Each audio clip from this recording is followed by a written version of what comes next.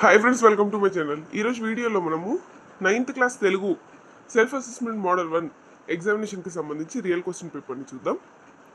So first question answer వసుధ అనే దానికి పర్యాయ పదాలు ఆప్షన్ సి భూమి పుడమి. థర్డ్ క్వశ్చన్కి నానార్థాలు కోరిక దిక్కు.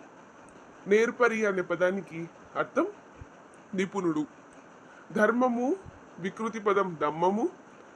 ధర్మం అనే పదానికి వ్యుత్పత్త్యార్థం లోకంచే ధరించబడును option C. Next sixth question option B. Seventh question option A is the correct answer నేహ. ఎయిత్ క్వశ్చన్ ఆప్షన్ బి వెండికొండ. Ninth question option A is the correct answer. అంటే ఒక పద్యపాదం ఇచ్చి దానికి ఘన విభజన చేయమన్నారు. సో కరెక్ట్ ఘన విభజన ఆప్షన్ ఏది. నెక్స్ట్ 10th క్వశ్చన్ వచ్చేసి ఆప్షన్ ఏ అన్యాయం is the correct answer. Next మనకు ఒక పారాగ్రాఫ్ ఇచ్చి కొన్ని క్వశ్చన్స్ అయితే అడగడం జరిగింది. దానికి సంబంధించి 11th question 11th 12th 13th 14th 15th 5 questions అయితే అడగడం జరుగుతుంది పారాగ్రాఫ్ కింద. సో ఈ పారాగ్రాఫ్ని చదివి మీరు ఆన్సర్స్ని రాయాలి. సో 11th క్వశ్చన్ చూసుకున్నట్లయితే ఆప్షన్ బి స్వతంత్ర దక్షిణాఫ్రికా ఉద్యమాలు దేనికోసం నడిపారు అంటే ఆప్షన్ బి యాస కోసం.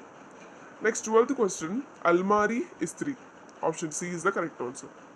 13th క్వశ్చన్లో option D is the correct answer 4231.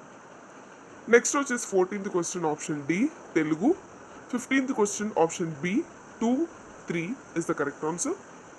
Next మనకు 16th క్వశ్చన్ నుంచి ఇప్పటివరకు ఎంసీక్యూస్ అయిపోయాయి. నెక్స్ట్ 16th క్వశ్చన్ నుతజల పూరితంబులకు నూతులు నూరిటి కంటే అనేటువంటి దాన్ని రచించిన నన్నయ్య భట్టు గురించి రాయండి అని అడగడం జరిగింది. సో దీనికి సంబంధించిన ఆన్సర్ మీరు ఇక్కడ చెక్ చేసుకోవచ్చు. నెక్స్ట్ క్వశ్చన్ తన పేరేమిటో అని ఇల్లాలు బాధపడి కథానిక మీరు చదివారు కదా, దానికి సంబంధించిన ప్రక్రియ ఏం ప్రక్రియ అది? కథానిక ప్రక్రియ. నెక్స్ట్ నీవే కవి అయితే నీ కర్తవ్యం ఏమిటని నీవు భావిస్తావు అనే దానికి ఆన్సర్ అయితే ఇక్కడ ఉంది. నెక్స్ట్ వచ్చేసి పద్యం ఇచ్చి పద్యం ఆధారంగా ప్రశ్నలు అయితే ఇవ్వడం జరిగింది. దానికి సంబంధించి మనం ఆన్సర్స్ అయితే రాయాలి. ఫస్ట్ దానికి ఆన్సర్ పద్యం ఆధారంగా మనలో ఉన్న శత్రువు ఎవరు అంటే మన కోపమైన శత్రువు. సెకండ్ దానికి స్వర్గం. థర్డ్ దానికి శాంతం.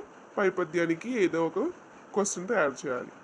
లాస్ట్ క్వశ్చన్ శకుంతల దుష్యంతుల మధ్యలో జరిగినటువంటి సంఘటన సంభాషణ రూపంలో రాయాలి. సో మీకు ఇంకా ఎలాంటి డౌట్స్ ఉన్నా కామెంట్ చేయండి. Thanks for watching. Please like.